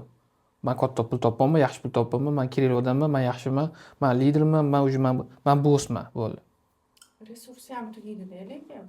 Ya, uning uchun resurs tugayotgani yo'q xodim. O'zi uchun men hammasini cho'tki bajara olaman deydi. Lekin muammoli holatda nimada bo'ladi? Kompaniya уже keyingi, ya'ni ichkari tarafga, orqa tarafiga qaraganda va detalniy kirganda уже ko'p yo'qotishlarga duch kelgandan keyin kompaniya rahbari sezish boshlaydi. Pastki xodimlar buni ustidan 2-3 marta sakragandan keyin sezish boshlaydi. Bu mamlakat xato qilyapti. Bu mamlakatda mamlakat muammo uchratadi. Bu mamlakatdagi mana bu holatda mamlakat muammoni keltirib chiqardi degandan keyin kompaniya rahbari fikri o'zgarish boshlaydi. Norozilik. Norozilik. Keling, mana shu joyda norozilikda taqaldi. Endi sizda o'tgan safar gaplashganimizda bitta narsani aytgandingiz. Birinchisi odamlar qadrini bilmaydi degandingiz. Ikkinchisi siz HR bo'lib turib tushunishim bo'yicha xususiy maktabga o'tgansiz, to'g'rimi? Xususiy maktabga o'tish natijasida siz ko'plab o'qituvchilarni jalb qilgansiz. Lekin jalb qilish natijasida nima uchun sizga kelishgan maktabingizga? Sababi chiroyli va'dalar berilgan. Seni o'qitaman, rivojlantiraman degan va'dalar berilgan. Lekin o'sha o'qituvchilar xususiy maktabga borib ishlagan, ishlash davomida esa siz aytgan va'dalar bajarilmagan. Va shunda norozilik ko'tarildi, to'g'rimi? Nima deb o'ylaysiz? O'zi qayerdan kelib chiqdi buning sababi? Qayerda xatoliklar bo'ldi deb o'ylaysiz? Endi hozir qarang. Hamma o'zi ishga borayotganda, yangi ishga kirayotganda, kompaniya faqat o'zini chiroyli tarafini ko'rsatadi hammaga. Faqat plus taraflarini aytadi. Bizda mana bunaqa, bizda unaqa. Ishlash jarayonida o'sha yangi kelayotgan xodim birinchi men kutib oldim, mana любой HR kutib oldim, HR ga ishonadi-da. Keyin HR dan keyin direktorga ishonadi. HR chiroyli va'dalar bilan uni ishga olib qoldi. Уже oradan vaqt o'tib HR o'sha va'dalarni bajarmasa, уже unda разочарование ketaveradi. Men hozir bu Orfakan gaplari bilan polniy qilib biz hammamiz yoshligimizdan kimgadir suyanamiz. Yoshlikdan ota-onamizga suyanamiz. Işte orqamizda ota-onamiz bor, biz yiqilib tushsak, ota-onamiz bizdan ushlab qoladi. Yoki bog'chada ham shu, bog'chapaga ishonamiz. Maktabda o'qituvchi, любимый qaysidir o'qituvchimiz bo'ladi. Insta ham shu, ishda ham xuddi shu xodimlar hammasi yoki rahbarga ishonadi, rahbarni yaxshi ko'radi, hurmat qiladi datavo. Chunki men 8 yil mana temir yo'lda ishlagan bo'lsam, men juda ham yaxshi ko'rganman o'zim rahbarlarimni. Men uchun u rahbarlar reально hurmatga sazovor odamlar bo'lgan. Men bilardim, что ular hech qachon meni doq itarib yo tashlab ketishmaydi. Rostdan qiyin paytimda turib bergan o'sha rahbarlar. Aytayotganimdek, hozirgi xodimlar ham, o'zimiz ham rahbarga suyanmoqchi bo'lamiz, lekin hozirgi xodimlarda suyanchiq yo'q. Неизвестность, chunki собеседование paytida keladi, ishga kirayotganda aniq nimadir aytmaydi-da. Mana seni oyliging aniq mana bunaqa, seni vazifang aniq mana bunaqa qilishing kerak demaydi. Orfa ketganlardagi u xodim men qancha ko'p ish qilsam, men shuncha ko'p pul olaman. Menga bonus qo'shib beriladi. U bu deydi. Men bu situatsiyaga o'zim ham tushganman. Men qancha ko'p bir oyda ish ko'p qilsam, meni oyligim shuncha ko'p chiqadi oy oxirida deganman va oy oxirida ожидание реальность Mama bilan qilganman-ku, oyligimni qo'shib bering KPI sifatida desam, "Senga kim qilgan?" dedi. Tushunasizmi? Boshidan job offer yo'q. Tipa, agar mana qilsang, men senga pul beraman degan joy yo'q. Men o'zim bu narsa butun o'zbekchilikda bor o'zi. Qancha ko'p qilsa, ko'ryapti rahbar meni ishlayotganimni ko'ryapti. Rahbar meni sezyapti, narsa qilayotganimni. Menga как бы ответный взаимный keladi deb o'ylaydi, lekin oxirida nima bo'ladi? Kim senga qilgan dedi? Qilmagin deydi. Yoki sen yaxshi qilmading, to'g'ri qilmading. Хотя o'sha qilgan payti молодец deb qo'ygan. mana anaqa qilib qo'yganda oxiri pulga taqalganda har doim rahbar mana shunday bo'lib oladi. Bu muammoda men o'zi bu podkastimizda xodimlarning muammosini olib chiqmoqchiman. Nimaga именно rahbarlar pulga taqalganda o'zgarib oladi? Uning uchun nima qilish kerak? Odam xodimlar o'zini qanaqa qilib защита qilsa bo'ladi? Og'riqli aytib qoladi, chunki bizda ko'pchilik aytganimdek o'zbekchilikda yo'q deya olmaymiz. Bizda yo'q deyish san'ati yo'q hali. Hammada ham yo'q, bu meni vazifamga kirmaydi degan joyi yo'q. Ha, men qilishim kerak ekan, qo'shib berar ekan. Yoki premiya qilib berar ekan, yokida yo'q deya olmaydi, просто-naprosto. Bu bizda kichkinaligimizdan o'rgatilgan u narsa. O'qituvchilar bilan kelganda ham ularda ko'p va'dalar bo'ldi. Oxirida u va'dalar bo'lmadi. Xodimlarda уже разочарование birinchi o'rinda menga nisbatan, chunki men ularni ishga olganman-da. Tipa siz va'dangizda turmadingiz, men sizga ishonib keldim. Elnur, mana shunaqa bo'ldi-da. Menda HRda nima ketyapti? Agar HR vijdoni bo'lsa albatta, vijdonan qiynalish ketyapti. O'zi ham уже ishlagisi kelmayapti. Xodim va'da berilgan narsani bir oy shu oy davomida bo'lmasa, xodimda boya aytganimdek, kuchli xodimlarga maqtov kerak emas. Kuchli xodimlarga oylik oshirish kerak emas. Kuchli xodimlar aytyapti, ish qilyapti. Agarda rahbar uni предложениясini eshitmasa, maslahatini qilmasa, orqasidan u boshqacha narsa qiladigan bo'lsa, unda qo'y, meni gapim bir tinga olmas ekan, meni qadrim yo'q ekan, meni eshitadigan korxonaga men boraman deydi. Shunaqa narsa-da. Bitta narsada qarangda, bu hodisa bo'ldi dedi. Siz HR sifatida va'da berdim dedingiz. Siz aytdingiz. Va'da berdim. Menga bitta savol, o'sha va'dani qayerdan oldingiz? U va'da to'g'risi. Qayerdan oldilar, to'g'rimi? Va'da endi osmondan kelib tushmagan, естественно. Biz boshda ishga olayotganda rahbar bilan kelishilgan holatda sizga qanaqa xodimlar kerak, sizga nima kerak, u HR baribir rekruting qo'yayotganda Headhunterga qayergadir объявление qo'yayotganda polni yozadi. Biza nima beramiz, biza nima taklif qilamiz degan narsalar yoziladi. Lekin biz hammamiz muammoimiz o'sha siz aytganingizdek, Elnur, u hujjat tomonidan tasdiqlanmaganligi. Xuddi shunday. Da, biz og'zaki, bizda endi естественно, mundoq aylanib kelib o'zbekchiligiga taqaladi. Biz og'zaki ishonamiz o'sha odam aytgan gapiga. Bo'ldi, og'zaki aytdi, значит, hamma o'ylaydi, masalan, men o'ylayman, shu odamlar hammasi mendek o'ylaydi. Shu aldamaydi, yana nimadir, ochiqchasiga o'yinda. Hamma ham bizdagi bo'lib chiqmaydi, bu hayot qonuni. Nima deb o'ylaysiz? Hamma ham sizdagi bo'lib chiqmaydi, balki o'zimiz yanglishayotgan bo'lishimiz mumkin. Da, endi biz ishonib mumkin-ku, to'g'ri? Da, men tomonidan xato-da, to'shta hujjat tomonidan bo'ldi, siz mana aytdingiz deb, men tasdiqlab olmaganim men tomonidan xato bo'ldi va oxirida endi разочарование ularda bo'lib qoldi. Mana shu joyda men bitta narsani sizga aytaman. Qarangda, eng yomon narsa bu aybdorlik hissida odamda. Imенно men va'da berdim. Aslida bu va'dani bajarish faqat sizga bog'liq bo'lmaganda, lekin bu va'da bajarilmaslik natijasida sizda aybdorlik hissi bo'ladi. Aslida bu mas'uliyat kompaniyaniki edi. To'g'rimi? Siz kompaniya nomidan va'da bergansiz. Lekin o'sha va'dalarni siz rahbar bilan kelishib olganmidingiz? Lekin qarang, Elnur, hozir mana kompaniyalarchi aytaman, yana HR og'riqli nuqtalaridan kompaniyalar HR qanaqadir josusdek olib keladi-da kompaniyaga. Josus, men seni ishdan bo'shataman, hozir men seni aybingni topaman. Yokida rahbar o'zini yomon ko'rsatgisi kelmaydi. HR yomon ko'rsatsa bo'ladi, как бы. Menga yoqmayapti, ishdan bo'shat, nimadir qiling. Yo'q, tak nega? Masalan, men odamni o'zidan o'zi ishdan bo'shata olmayman. Если harakat qilayotgan bo'lsa, anaqa qilayotgan bo'lsa, aytaman, bundoq josus, misnik kesib tasha, yulib tasha, yo'q. U o'zi boya aytganingizdek, rahbar o'zini anaqasini kimgadir berib qo'yishi. Mas'uliyatni. Qarang, bitta narsani men tushundim. Nimaga muammo qayerdan kelyapti? Siz kirib kelganda sizni qadriyatingiz shakllangan, temir yo'lda ishlagansiz, shunaqa chiroyli bo'lish kerak degan sizda portret bo'lgan. Va o'sha xususiy maktabga borganingizda ham, direktor bilan gaplashganingizda ham, bu ham shunaqa bo'lsa kerak degan taassurot bilan dars olib ketgansiz. Lekin siz qog'oz bilan tasdiqlab olmagansiz. Shu albom shunda bo'ldi. To'shta qog'oz bilan bo'lmagan, yana prosto hamma rahbar ham o'sishga tayyormas. O'sishga tayyormas. Lekin biz HR mutaxassis sifatida mana Orifjon bilan turli xil kompaniyaga boramiz, to'g'rimi? Qanaqa insonlar bor, umuman tayyormas, lekin ular ham birinchi qadamni qo'yapti. Nimadan kelib chiqyapti buni ildizi? demak biza birinchi navbatda kelishim qog'oz bilan ishlashni bilmaymiz. Hurmatli tomoshabinlar, ko'rayotganlar bo'lsa, kim bilandir, nima bilandir kelishasizmi, rahbar bilan kelishasizmi, siz HR mutaxassisimisiz, qog'oz bilan kelishib oling. Ya'ni qay holatda? Rahbarning oldiga keldingiz, sizga xodim kerak. Qanaqa xodim kerakligini yozib olgandan keyin siz taklif berasiz unga, savol berasiz. Xodimga nima qiymat bera olasiz o'zingiz? Qancha oylik qilib berasiz, qanaqa sharoit qilib berasiz?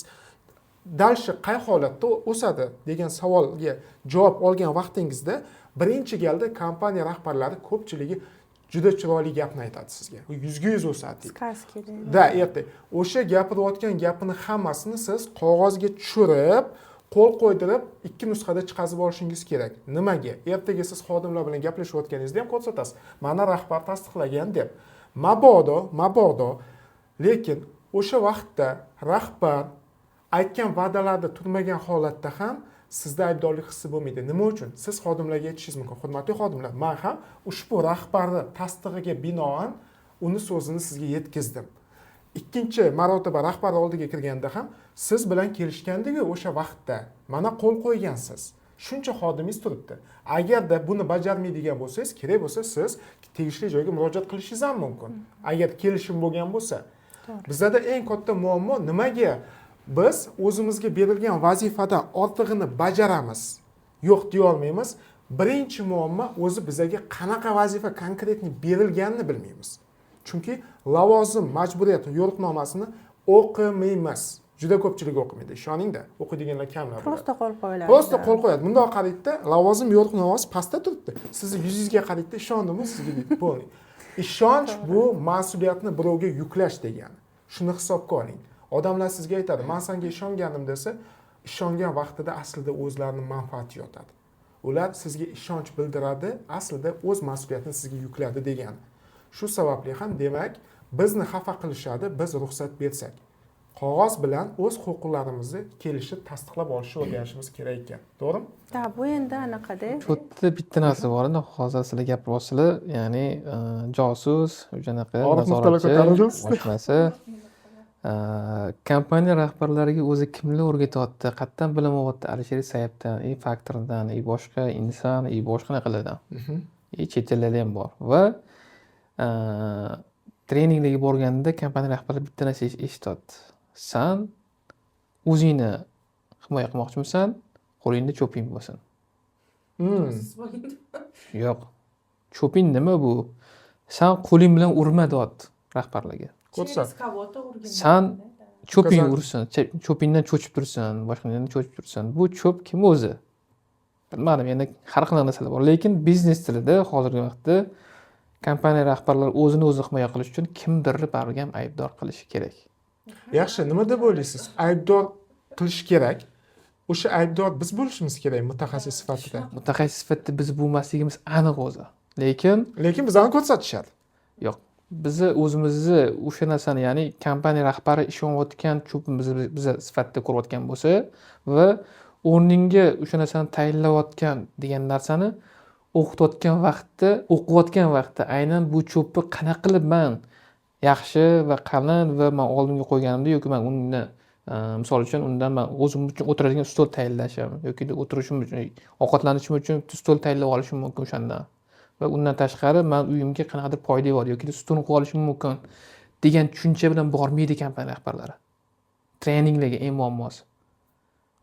Kompaniya rahbarlari tushunmayotganligidan boradi, qilolmayotganligidan boradi treninglarga. Va o'tda olgan narsasi, demak, mana shunaqa qilishim kerak ekan degan tushunchani olib qolgan holatda o'tga borgan vaqtda ko'pgina rahbarlar aytadi, men mana bunaqa narsani tushunib turib, bilib turib mutaxassisligim bu shundan kelib chiqqan holatda yondosh o'qisam, u meni mutaxassisligimdan bilib turib, menga boshqacha yechim qilgani uchun men xato qilganman deydi. Nima deb o'ylaysiz? Hamma rahbar bo'lishi kerak? Bo'lishi mumkinmi? Hamma rahbar bo'la olishi mumkinmi? Hamma rahbar bo'la olmaydi. Rahbar bo'lishga harakat qiladi. Lekin rahbar bo'lish uchun esa unga kerakli ko'nikmalar bo'lishi kerak. Lekin ko'nikmalarni odam o'zida shakllantirish mumkin, faqat vaqt mobaynida. Lekin o'zini ya'ni misol uchun bitta odamga nima kerak o'zi? Taktika kerak va tartib kerak. Tartibdan keyin o'sha narsani qat'iyligi kerak bo'ladi va mas'uliyatni undan keyin keltirish mumkin. Lekin mana shu narsalarning ichida va eng detalli narsalari bor. Man kompaniya rahbari, ya'ni kompaniyani prezentatsiya qilayotgan vaqtlarimda, korporativ kulturada qadriyatlarni prezentatsiya qilayotgan vaqtimda oddiy mas'uliyat ichiga bir dunyo narsa yozib chiqqan bo'lgan bo'laman. Va o'sha narsani tushuntirishda lekin mas'uliyatli inson deb o'zi qanaqa kim aytishi mumkin senga? Oila, shaxsiyat, kasb degan insonlar. Shaxsiyatda o'zi kimlar bunga mas'uliyatli insonsan deb ayta olishi mumkin o'zi. Ota-onasi o'zi unga mas'uliyatli bolamsan, senda mas'uliyatling borligi uchun senga ishonaman. Ishonchi o'zi ham bu katta narsa-da o'zi. Lekin bu mas'uliyat degan narsani o'zi katta narsa. Lekin mas'uliyatni o'zini ichidagi narsani, misol uchun ana bitta barmoq bo'lgan bo'lsa, barmoqni bukilish degan narsasi bor. Lekin bukilishdagi har bitta bo'g'inlari bor o'zi. Bukilish uchun miya bunga buyruq beradi. Buyruq bergandan keyin bu sekin-sekin bukiladi, lekin bukil desa sal bukilib qolmaydi bu narsa. Lekin ong buni boshqaradi. Lekin mas'uliyatni ichidagi narsalarni insonlar hozir paytda rahbariyatlar bu narsalarni yaxshi tushunmaganligi uchun HR qidiradi. HR nima qilib beryapti o'zi? HR aynan shu narsani yoritib beryapti. Shu yerda yechim katta bizada. Yaxshi, qarang. HR yoritib beryapti deyapsiz mana shu narsani, to'g'rimi? Bitta savol. Rahbarlar haqiqatan ham siz aytgandaqa cho'payapti. Biz HR sifatida kirib boryapmiz. Nima deb o'ylaysiz? Birinchi navbatda biz aslida xodimlarni baholashdan oldin o'zi rahbar o'zini baholab olishimiz kerakdir. Bir tomonda bu narsa to'g'ri. Nimagaligini sizga aytaman, biznes sizdan boshlanadi-da. Biznesni miyasi qayerda? Rahbari o'zida bo'lyapti. Kompaniyaning miyasi, to'g'rimi? Demak, biz HR mutaxassisi sifatida to'g'ridan to'g'ri biznes egalarini HR navikini oshirishimiz kerak ekan. Nima uchun? Bu degan siz aytgan gap filtrsiz deyapsiz-ku cho'p. Bu degan hali tayyor bo'lmagan askarga avtomatni berib qo'yishdek gapda u. U bosaveradi hamma joyga. To'g'rilab o'tolmaydi. Natijada normal odamlar ham qurbon bo'lib ketadi. Demak, birinchi navbatda HR mutaxassisi sifatida biz kompaniya egasini filtr qilib olishimiz kerak ekan, miyasini. Keyin shunga yarasha strategiya bilan sizni zo'r gapingiz bor, ortiqcha menga rosa yoqat baylashuv deysiz-ku. Bu narsani biz faqat qog'ozda qilib olishimiz kerak bo'ladi. O'shandagina yurishimiz oson bo'lar ekan. Ochiq aytganda hozirgi paytda men shaxsan mana 7 yil ichida bir общийda hisoblayman 10 mingdan oshiq odamlar bilan, shaxslar bilan muloqot qilgan bo'lsam, har bittasida muammoli holatda boshma-bosh bo'ladi. Suhbatga kirib keldida, ya'ni talqini noto'g'ri bo'ladi. Shart kiradi, o'tirib oladi, mana shunaqa deb tashlaydi. Xo'p, menga topshirgan narsasi bor, rezyumesi bor qo'limda. Va rezyumesiga qarab turib solishtiraman u narsani. Mimikasiga qarayman. Va qilayotgan harakati, asabiylashayotgan holatlariga qarayman uni. Keyin uni plyus taraflarini qidirishga boshlayman, xodimni. Plyus tarafini qidirayotgan vaqtimda kerakli jarayonni o'zini nimaligini va undan men qanaqa foyda ko'rishim mumkinligini va u menga qaysi joyda foyda berishi mumkinligini va u menga kerakli insonmi yo'qligini men shunga qarab turib baholayman. Xatti-harakati, mimikasi va uni aytayotgan va kelajagini ko'rayotgan narsalardan kelib chiqqan holatda. Menga kerakli xodimmi? Demak, men olaman. Zo'r. Kerak emas xodim bo'lsa, sirazi atkazib beraman. Zo'r. Do'stlar, bitta narsani aytishim mumkin. Hozir Nazokatxon bilan o'zi aslida ko'proq biz xodimlarning og'riq nuqtasini gaplashamiz. Orifjon bilan esa biznes tadbirkorlar orasida ko'p bo'lgani uchun tadbirkorlardagi og'riq nuqtalarni aytamiz. Bitta xulosa, birinchi navbatda siz borgan vaqtingizda tadbirkorlar aytgan vazifani bajarishdan oldin o'zi tadbirkorni o'zini analiz qilib oling. Qanaqa ko'nikmasi bor o'zi? Insoniylik qadriyatlari qay darajada? Katta ehtimol bilan biznes egasi siz bo'ladigan bo'lsangiz, biznes sizdan boshlanadi. Bekorga aytmaydi, siz o'smaydigan bo'lsangiz, sizni biznesingiz ham o'smaydi. Chunki sizga yaxshi mutaxassis olib kelib qo'ygan taqdirda ham siz u mutaxassis bilan qanaqa ishlashni bilmaysiz. Bilmasligingizni asl negizida bu ilmsizlik yotadi. Ma'lumot yetishmaslik natijasida siz bor xodimni ham yo'qotasiz. Shu sababli men so'ragan bo'lardim. Boyagi sizdagi og'riq ham, demak biz to'g'ridan to'g'ri birinchi navbatda biznes egasini analiz qilib olishimiz kerak bo'ladi. Shunga yarasha biz o'zimiz strategiya tuzishimiz mumkin. Analiz qilgan vaqtingizda haqiqatan ham biznes egasini qaysidir xohish va qadriyatlari sizga to'g'ri keladigan bo'lsa, o'zingiz mutaxassis bo'ladigan bo'lsangiz, HR iltimos qog'ozda kelishib oling. Qachon qayerda sizga huquq beradi, qayerda sizning ishingizga aralashmaydi. Kimga murojaat qilishingiz kerak? Yaxshilab qog'oz bilan kelishib olishimiz kerak bo'ladi. Shunaqa bu joyda keyin bitta narsa bor. Har bitta kompaniyada bo'lgan, har bitta kompaniya bundan keyin ham bo'ladi. har bitta xodim bilan kelishuv qilgan vaqtingizda bitta narsa bo'ladi, u so'pilar bor. Har doim har bitta kompaniyada bitta so'pi chiqadi va do'ppini kiygan holatda do'ppini yechib qo'yishni o'rganishinglar kerak va yechtirishni ham o'rganishinglar kerak. Va ko'pgina insonlar aytadi, mana haqqim sanda qolib ketdi deydi.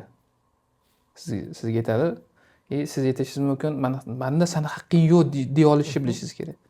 Va uni o'tkazib qo'ygan holatda din tarafdan gapirish boshladi. O'zi dinni tushunmaydigan odamlar ko'p o'zi, lekin u haqdor. Qaysi holatda haqdor bo'lishi mumkin? Baylashuv vaqtida o'zi nimani kelishyapti o'zi? Kelishgandan keyin o'zi nimalarga amal qildi o'zi? Amal qilgan holatda nimalarga xato yo'lga qo'ydi o'zi? Va o'shandan keyin nima muammolar kelib chiqdi? Va baylashuvdan keyingi etaplarida bu xodimlar shart olishadi, do'ppini boshiga bostirishadi va chatmonda shunday deyilishadi: "Assalomu alaykum, boyatan biz mana holatda siz meni haqqimni yeb qo'ydingiz. Siz bitta mana emas, mana 4 talasi ham, mana bu tarafdagi 5 talasi ham xuddi shu gapni gapiryapti sizga. Nisbatan shunaqa fikr bildiryapti" deydi. Qaysi 5 talasi degan savol tug'iladi bu yerda. Qaysi 4 talasi degan savol tug'iladi. Shu holatda kompaniya rahbari shunaqa bo'tgan ekan deydi, bittasini gapiga qolganlari ham shu so'piga aylanib qoladi. Va kompaniya rahbari o'sha fikri o'zgaradi va mana shunaqa ekan, mana shunaqa muammolarim bor ekan, xatolarim shunday darajada ko'p ekanki, mayli shunaqa qilaylik, mayli aloqa bo'libdi, haqqing saniki ekan deydi. Buni sababi nimada? Qaysi ko'nikma yetishmayapti rahbarda? Bu o'sha narsani analiz qilish ko'nikmasi yetmayapti. Siz boydan aytayotgan narsangizda kompaniya rahbarlari diniy tarafdan tajribasi bo'lishi mumkin, faqatgina o'qigan narsalari, eshitgan narsalari. Shaxsan o'zimda bu narsalar kuchliroq bo'lganligi uchun bu narsalarga men yaxshiroq qarayman. Har bitta xodim misol uchun kelib oldi, meni haqqimni yeb qo'ydi, menga ish haqqimni ber. Xo'p, boshida qanaqa kelishuv qildi? Nima uchun ketyapsan o'zi deyman. Aytadi, "Yo'q, men anaqa qilmayman, o'tirmayman, gaplashmayman, bilma, haqqimni ber." Xo'p, sen bilan boshida kelishuv qanaqa bo'lganda? Misol uchun sinov muddatda bormidi? Sinov muddatda kelganini o'zida qancha muammo bo'ladi xodimlarda. Keldi, o'sha mana bunaqa bo'ldi, men senga ishlab berdimmi? Sen ish haqqimni berishing kerak. Sen buning haqqini yeyapsan. Xo'p deyman, zo'r deyman, o'tir bo'ldi deyman. Sen musulmonsan-ku, musulmon buning haqqini beradi deydi. Sen ham musulmonsan-ku, o'tir deyman. Payg'ambarimiz Muhammad Mustafa sallallohu alayhi vasallam bir narsani aytganlar. Tik turgan holatda va jahl holatda gaplashmagin birovga dedilar. Va shu holatda gaplashmaslik etabiga men ham diniy tarafdan unga fatvolarni ko'rsatib beraman. O'tir deyman. O'zingni bosdingmi, suv beraman unga. O'zingga keldingmi? Menga pulimni ber, bo'ldi, nima qilaman? Menga qiziq yo'q. Menga domlalik qilma deydi. Xo'p, hozir sen so'piyding-ku deyman men unga. So'pilga qotgan vaqtingda, shu narsani do'ppini kiyib olgan vaqtingda, hozir payt shu narsani sen o'zing o'ylamading-ku domla. Mana ana endi chatmonni men kiysam bo'ldi, do'ppi kiyishim shart emas deyman. Agar men do'ppini kiysam, sen qiynalib qolasan. Hattoki har bitta gapingdagi fatvoga loyiq emasligini men senga tushuntirib beraman deyman. Zo'r, qarangda, siz bu tomonlama, diniy tomonlama bilimga ega bo'lganingiz uchun bu podxodni qilyapsiz, bu yondashuvni qilyapsiz. Lekin rahbarlarning hammasi ham bunaqa bilimga ega emas. Endi oddiy til bilan aytganimizda ularga qanaqa ko'nikma kerak bo'ladi? Nimani o'rgansa, ular mana shunaqa konfliktga tushib qolmaydi. Shu kelgan xodimni shu siz aytayotgan qog'ozlarda yozgan tariqasida ham va undan keyingi etabi har bitta narsani yozishisi va kerak bo'lsa zapisi, kerak bo'lsa video tartibida va ketma-ketlik ishlarni har bittasini qog'oz shaklida berishi. Zo'r. Sizning fikringiz-chi? Men bitta narsani aytaman sizga. Inagida insonda instrument bo'ladi, lekin uni ishlata olmaymiz. Siz aytayotgan narsa bu to'g'ri muzokara olib borish, переговор. Переговор san'atini o'rganish kerak. O'zbek tilida to'g'ri muzokara olib borish desam yaxshi bo'ladi. Sotuv ko'nikmasini o'rganish kerak. Nimaga deydigan bo'lsangiz, sotuv ko'nikmasida insonda analiz chiqadi. Nima uchun menga kerak, qanday qilishim kerak va bundan nima menga foyda degan. Shunga yarasha siz qog'ozingizni to'g'ri shakllantira olasiz. Bu qog'ozni nima uchun qilmoqdaman? Bundan nima manfaat va qachon qayerda kerak bo'ladi degan to'g'ri yondashuvni qila olasiz. Shuning uchun birinchi navbatda agarda siz rahbar bo'ladigan bo'lsangiz, to'g'ri xodim bilan to'g'ri xodimni ushlab qolish ham bu sotuv ko'nikmasidan shakllanadi. Переговор deyiladi, muzokara olib borish deyiladi. Birinchi navbatda siz o'zingiz kompaniyada xodimlarni boshqarmoqchi bo'ladigan bo'lsangiz, siz o'zingizda sotuv ko'nikmasini shakllantiring. Sababi siz xodimga g'oya sotasiz. Ertaga xodim sizdan ketmasdan ishlash kerak bo'lsa ham, siz uni olib qolishingiz uchun g'oya sotishingiz kerak bo'ladi. Sizda sotuv ko'nikmasi. Nima uchun ketmoqchisiz? Bundan nima foyda va kompaniyada qanday yo'qotish bo'ladi degan savolga javob topa olasiz. Shu sababli rahbarlar, kompaniya egalari o'zingizda sotuv ko'nikmalarini kuchaytiring. Ko'plab bilimlar bor, albatta bu bitta kitobni aytish kamlik qiladi. Bu doimiy mashg'ulot degani, chunki siz ham biz ham har xil insonlar bilan gaplashamiz-ku. Bu ko'nikma doimiy mashg'ulot natijasida yuzaga keladi. Qanchalik o'zingizni noqulay vaziyatga tez tushiradigan bo'lsangiz, shunchalik sizda chidamlilik oshadi. Albatta sizda shunaqa xarakter bo'lsa va avtomatik insonlar bilan to'g'ri muzokara olib borish ko'nikmasi shakllanadi. Shu narsani unutmang. Sizda ming qog'ozlar bo'lgan taqdirda ham isbotlab bera olmaysiz. Sizda sotuv ko'nikmasi shakllanmagan bo'lsa. Nima uchun sizga kerak? Sizda ham bo'lgan og'riqli nuqta har bir kuni, har doim qilgan ishimizni biz hisobini birinchi navbatda yozib o'zimizga sotishimiz kerak. Nima uchun? O'zingizni kuchli tomoningizni aniqlab olishingiz kerak. Men bugun xodim bilan gaplashdim, hisob-kitob qildim, ta'minot bo'limiga bordim. Har bitta qilgan ishingizni o'zingizga soting. O'zingizga sotganingizda sizda ishonch shakllanadi va o'sha ishonch bilan rahbarga to'g'ri yetkiza olasiz ma'lumotni. O'zingiz qanaqa qiymat berayotganingizni xodimga o'zingiz tushunmaydigan bo'lsangiz, hozir Orifjon aytgandaqa konflikt holatiga yuzaga kelib qolasiz. Shu sababli sotuv ko'nikmasini shakllantiring. Nima uchun sizga kerak? Qanday qilasiz va buni qilish uchun qanaqa resurslaringiz bor va bundan sizga nima foyda degan savolga javob topishingiz kerak bo'ladi. Agar shu holatda ham bitta qo'shimcha qilib ketaman. Siz rahbarsiz va xodim ovozsiz va kelishuv quvvatsiz. Siz bilingki, har doim bitta narsani unutmang. Ya'ni siz og'atgan xodimingizni bilimini tekshirayotgan vaqtingizda o'zingizdan yuqori bilimi bormi, yo'qmi va partnyoringiz agar siz sherik tanlayotgan vaqtingizda ham, oila qurayotgan vaqtingizda ham, hattoki farzandingizni kelajagini ko'rayotgan vaqtingizda ham shu holatda, misol uchun farzandingizni bog'chaga beryapsiz, bog'chada shunaqa bilim bormi o'zi va shu narsani to'g'ri tarbiya bera oladimi va biznes partnyor qilyapsiz, partnyoringiz sizdan kuchliroqmi, yo'qmi degan narsani yaxshiroq tushunishingiz kerak va undan tashqari xodim ovozsiz haqiqatdan ham bilimi kuchliroqmi degan narsani to'g'ri tahlil qila bilishingiz kerak. Ana o'shanda siz kompaniyangiz tez va sifatli va shijoati bor kompaniyaga aylanadi va sizdan zo'r kompaniyalar yo'q bo'ladi. Sizning kompaniyangiz faqatgina lider bo'ladi. Lider bo'lish uchun esa siz to'g'ri partnyor, to'g'ri xodim, to'g'ri joy va to'g'ri vaziyatni tanlab olishingiz kerak bo'ladi. Har bitta joyda men bu narsada omadliroqman bilaman o'zimni. Chunki har bitta joyda o'zimning partnyorlarim, har bitta kompaniyaga kirayotgan vaqtimda hech qaysi kompaniya mendan hali shu vaqtgacha norozi bo'lib chiqmagan hali. Norozi bo'lgan bo'lishi mumkin, lekin men unisini to'g'rilay olganman. Shunday. Konfliktiga kelib qolgan bo'lishi mumkin, lekin bunisiga men yechim bera olganman. Va shu holatda qayta переговор, qayta sotuvlar menda ancha kuchliroq. Sizni plyus tomoningiz nimada bilasizmi? Xatoyingizni tushunib tan ola olasiz. Siz shu plyus tomoningiz kibrni chetga surib qo'ya olasiz. Eng katta yutug'ingiz. Bu tomonlama men so'zsiz hurmat qilaman. Sizda-chi? Fikrlaringiz bormi? Bugungi podkastimizda nimani yetkazmoqchisiz? Albatta do'stlar, bugun birinchi gal bo'ldi, lekin qayta boshqa insonlar bilan ham biz olib boramiz. Maqsadimiz nima? Sizga sifatli to'g'ri ma'lumotni yetkazish. Bizlarni kuzatuvchilarimiz nafaqat oddiy insonlar bo'lishi mumkin, yoki kasb egalari bo'lishi mumkin, yo bo'lmasam tadbirkor va yaqinda biznesni boshlagan insonlar ham bo'lishi mumkin, har xil insonlar. Shu sababli foydali bo'lsa xotiramiz. Xodimlarga hamma xodim ishga kirishga borganda baribir birinchi o'rinda shu kompaniyani maqsadiga ahamiyat berish kerak. Kompaniya o'sadiganmi, maqsadi bormi, bitta joyda turib qolmayaptimi, u baribir suhbat davomida bilinadi. Masalan, o'zingiz qiziqib so'rashingiz mumkin, kompaniyadan дальнейший maqsadlar qanaqa. Agar без колебаний javob bera olsa, o'ylashingiz mumkin, o'ylab ko'rishingiz mumkin. Ikkinchisi, shu hujjatlarni realni o'qinglar, iltimos, o'qimasanglar bo'lmaydi u narsani. Yozilgan ish vaqti nechidan nechagacha shuni o'qinglar iltimos. Obedda nechidan nechagacha yozilganmi, u o'sha anaqada dogovorda yozilganmi, o'shani o'qinglar.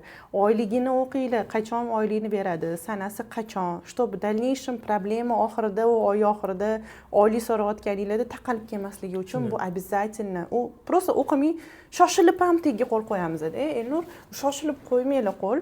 Iloji bo'lsa o'qinglar, o'tirib, hech kim shoshirmaydi. Shoshirsa ham yo'q, men o'qimasdan qo'l qo'ymayman deylar. U rasmiy hujjat. Shu mana shu narsani o'qinglar. Uchinchisi bu kompaniyani qadriyatiga katta ahamiyat beringlar. Bu chunki bizda o'zbekchilik taqaladi. Bitta joyda ko'p yillab ishlashni xohlaymiz. Masalan, o'tdan o'tga sakrashni xohlamaymiz. Bizda masalan, men o'zimdan kelib chiqadigan bo'lsam, meni uyimda daraxt bitta joyda ko'karadi degan gap bor. Da, menga shunaqa deyshadi. O'tdan o'tga sakrama, daraxt bitta joyda ko'karadi, sabr qil, oyliging yaxshi bo'ladi. No, o'tdan o'tga nima anaqa sakrab yurmay deyshadi. O'shanga men ko'p yil bitta joyda ishlaganman va shu kompaniyani qadriyati deganda ichiga kollektiv ham kirib ketadi. Kollektivga ham ahamiyat berish kerak. Kollektivga ahamiyat berganda suhbatdan chiqdingiz, so'rang o'sha xodimlardan, o'zi bu rahbar qanaqa, kollektivda atmosfera qanaqa, o'zi joyga bundoq ishga kirganda, zdaniyaga kirganingizda bilinadi atmosferasi. Sizni ichingiz yoki xijil bo'ladi, yoqmaydi o'zi, yoqmagani badan bildiradi, bu psixologiya. Что sizga nimadir yoqmayapti, diskomfortni yokida o'sha o'zingizni gaplashayotgan nastroy valniga ketyapsiz, u bilinadi. Va xuddi shu, agarda sizni oyligingiz ozgina kamroq bo'lsa ham, agar yoningizda kollektivingiz zo'r bo'lsa, siz chidolisiz. U kichkina oyligi ham siz ishonasiz, что kompaniya o'sadi, chunki aytyapti, kompaniya o'sadi. Ko'zingiz yetadi va kollektivingiz zo'r bo'lganiga ishlaysiz. Chunki hamma xodimlarni hammani o'zini uyida problemasi bor. Problemadan qochib ishga keladi va eng ko'p vaqtimiz qayerda? Ishda ketadi. 8 soat, 9 soat biz ishda joylashib, ishda o'tiramiz va yon atrofimizda agar negativniy odamlar bo'lsa, u odam psixikasiga to'g'ri ta'sir qilmaydi. U baribir u xodim 1-2 oyda ishdan bo'shab ketadi. O'shanga o'zingizlarni qadriyatingizga to'g'ri keladigan xodimlar bilan, odamlar bilan ishlasanglar, maza qilib ishlab ketasizlar, maza qilib ishlaysizlar, yillar davomida ishlaysizlar va rahbar bilan ham xuddi shu, rahbar bilan ham sizni qadriyatingiz ozgina to'g'ri kelishi kerak. Men zavodga suhbatga borganman, kurslarga kerak menimcha.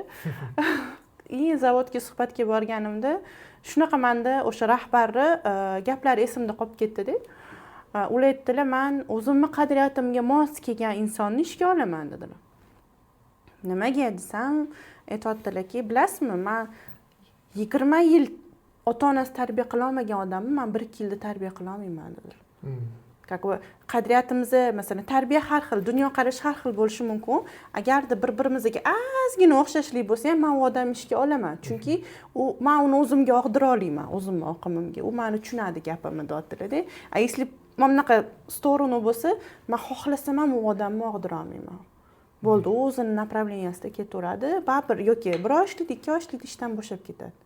Xuddi shu narsa xodimlarda ham, чтобы o'zligini oylik uchun keldim, oylik olaman deb keldim deb o'zligini qiynab ishlaganda ko'karmaysizlar, baribir pulinglar ko'payib ketmaydi, asabiylarga xuddi o'sha pul ketadi.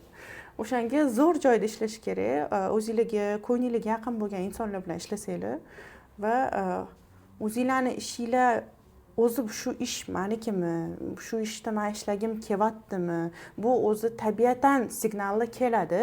Как бы aytganimdek, sizga unda gaplashganda ish sizga yoqsa siz maza qilib ishlaysiz, ish sizga yoqsa siz ertalab shundoq ham o'zingiz turasiz, как бы на волне bo'lasiz, sizni tigatit qilmaydi u ish, sizni charchatmaydi, sizni ruhan sindirmaydi, tezroq ishga borgingiz keladi. Xuddi shu narsalarga baribir ahamiyat beringlar va hamma maza qilib ishlasin. Rahmat. Maishatda men sizga to'ldirish beraman. Og'riqli nuqtadan tashqari har bitta inson bitta joyga ishga kirayotgan bo'lsa, oldin tushunmoqsin-da, yo o'tdan bilim olmoqchi yoki-da pul olmoqchi. Ikkalasidan bittasi. Shuni tanlab olish kerak odam. Agar pul olmoqchi bo'lgan bo'lsa, chem haqiqatan yaxshiroq joyda ishlagan yaxshi. Uni bu yerdan bilim olish, uje ko'nikmani orttirish, shakllanmoqchi va karyera qilmoqchi bo'lgan bo'lsa, ko'pchilik inson pulga qaramaydi. Shaxsan men hech qachon pulga qaramaganman. Qarang, gapingiz bo'ldi, Ma'ruf aka. Mana bunaqa narsada aytishadi-yu, psixologiyada ham, если siz o'zingiz yaxshi ko'rgan ishingizni qilayotgan bo'lsangiz, pul o'zi oqib keladi. To'g'ri. Chunki bu energiya-da, siz maza qilib pulga qaramayapsiz, pul o'zi oqib kelaveradi. Bizda bu maza qilish yo'q, chunki hammani krediti bor, nimadir to'lov bor, bog'chasi bor, maktab bor, baribir bir o'ylaysiz, voy pul topishim kerak, pul topishim kerak. No, baribir agar o'zingizni siqib ishlasangiz, так pul uchun ishlayotgan bo'lsangiz, o'sha ziqnacha pul keladi. Maza qilib ishlasangiz, ko'proq baribir yo'q joydan, g'oyibidan o'sha pul keladi. To'g'ri Ya'ni mana gapsiz. hozirgi paytda aytayotgan narsam aynan shu narsa emas. Ya'ni siz aytayotgan holat muhitda emas. Bu yengillar uchun. Ya'ni endi boshlamoqchi, endi yengil qadam qo'yyapti va qadam qo'yayotganlar uchun bu narsa gapim. Maqsad o'zi nima desa, maqsad bu kelgusida erishmoqchi bo'layotgan va qilmoqchi bo'layotgan narsalaringiz. Agarda siz qanaqadir biznes qilmoqchi bo'lsangiz va biznes qilishni xohlayotgan bo'lsangiz, qilmoqchi bo'layotgan narsalaringizni oldin o'ylab oling. Aynan nima uchun qilmoqchiman? Kim uchun qilmoqchiman?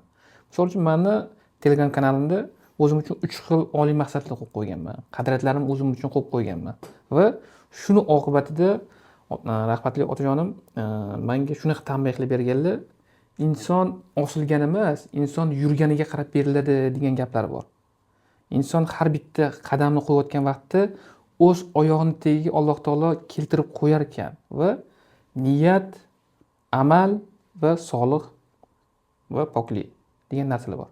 Bu narsalardan kelib chiqqan holatda sizni maqsadingiz bor, qadriyatlaringiz o'zi qadriyatlaringizdan kelib chiqqan holatda atrof muhitingizga shunaqa qadriyatli insonlarni to'plab qo'yar ekan Alloh taoloning o'zi. Va Alloh taolo so'rama, men beraman degan. Siz so'rayapsiz va ishga kirmoqchisiz. Oldin o'ylab oling. Nima uchun kiryapman ishga? Qayerga kiryapman? Bilim olyapmanmi? Yo'kida men pul olyapmanmi deng. Pul uchun kirayotgan bo'lsangizda yaxshi joyda kirib ishlasangiz oson va sizdan ortiqcha talab qilinmaydi. Lekin bilim olyapmanmi deyilgan bo'lsa, payg'ambarlarimiz ham hattoki bizani o'zbek millatimizda katta allomalar o'tgan va bizada podsholar ham o'tgan, amirlar ham o'tgan, o'sha xalifalar ham o'tgan bizning anaqamizda. Va shu holatda bilimga boriladi. Bilim o'zi kelmaydi hayotda. Bilim uchun borilish uchun qayerda ishlasam men yaxshiroq bo'laman. Qayerda ishlasam menga yaxshiroq daromad keladi degan narsa bor. Shunisini aniqlab olish kerak. Ya'ni hozirgi paytdagi yoshlarimiz shunisini aniqlab olsa va o'zini oldiga maqsad qo'yapti, o'zini oldiga qadriyatlarni to'g'ri qo'ygandan keyin o'sha kompaniyaga kirsa, o'z o'rnini aniq topa oladi.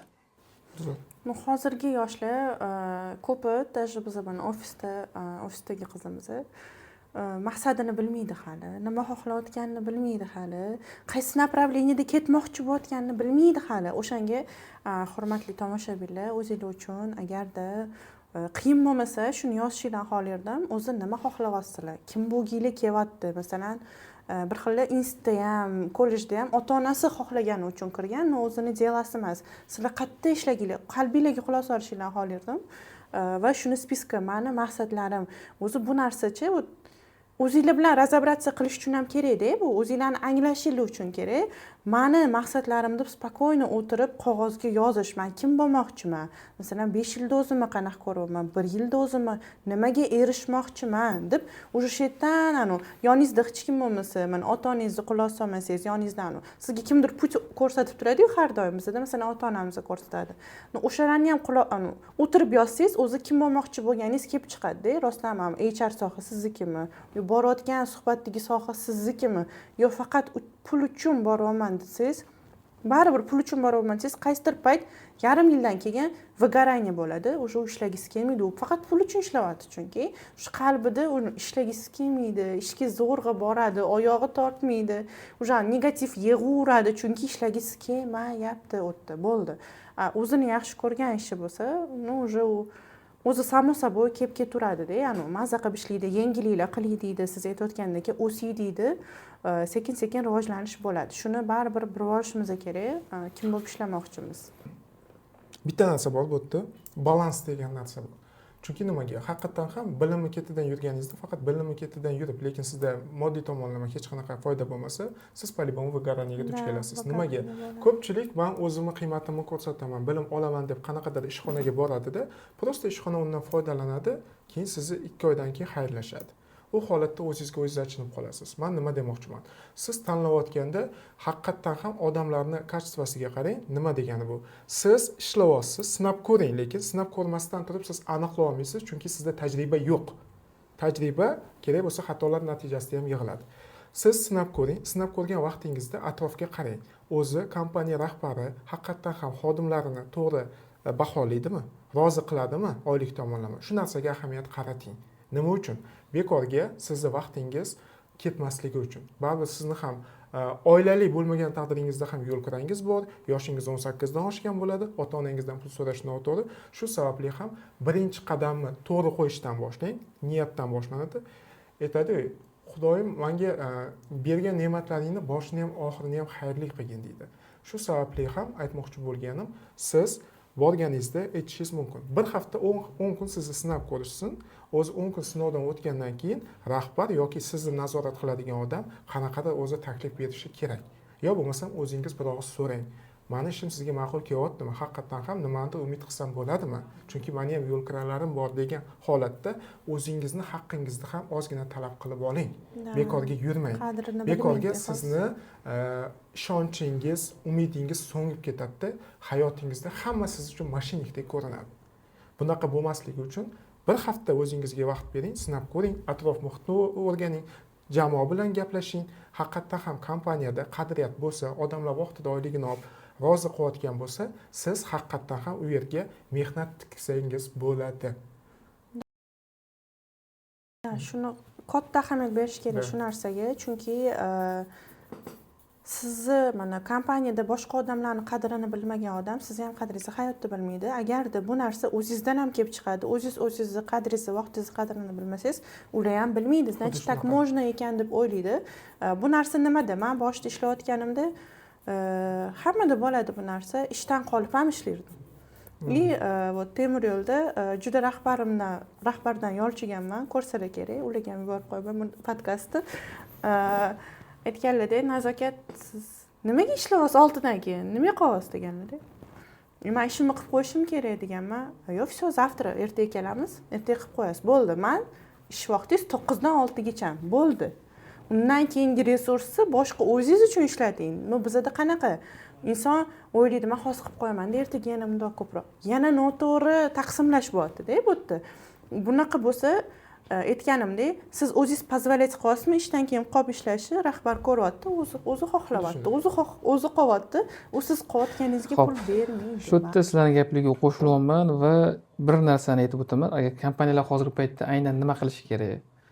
Xodim olyapti, boshqa narsa qilyapti, talab qo'yyapti va har bitta kompaniya уже aytlashishi kerak bo'lyapti bu yoqqa. Ya'ni sizning kompaniyangiz bor, kompaniyangizni o'zi nazorat qilmoqchisiz, kompaniyada kerakli xodimlarni olmoqchisiz, kompaniyada уже siz tizimga qo'ymoqchisiz.